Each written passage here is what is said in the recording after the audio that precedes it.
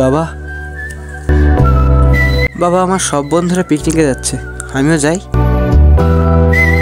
না বাবা, তুমি পরের বছর যেও, তুমি গত বছরে এটাই বলছিলা। দেখো বাবা, আমার কাছে এখন টাকা নেই, থাকলে ঠিকই দিতাম। তাহলে তুমি আমার একটা ফোন কিনে দাও, আমার সব বন্ধুরা স্মার্টফোন চালায়, তুমি না হয় আমার একটা বাটন ফোন কিনে দিও। বাবা দেখো, তোমার বন্ধুর বাবারা অনেক বড় লোক, তাদের কাছে অনেক টাকা আছে, আমার কাছে তো টাকা নাই। কেন নাই? আমার সব বন্ধুর বাবার নিজের জামানে কি করছিল যেটা তুমি করো নাই? খুদা মেরা তেরে সিবা মেরা জগ সারা ও তুম রিলসটা কত ফানি না? হ্যাঁ বন্ধু, তোর একটা রিলস শেয়ার দিছি, দেখিস। কাল থেকে না তো পরীক্ষা, দেখ বন্ধু রিলস দেখে বাদ দে একটু পর, তোকে হিরে তোর বাবা আমার অনেক স্বপ্ন। দেখ ভাই, ফালতু মোটিভেট করে বন্ধ কর, তোরটা তুই দেখ। হ্যাঁ যান, কাল কিন্তু দেখা হচ্ছে। আর কাল ওই লাল শাড়িটা পরো।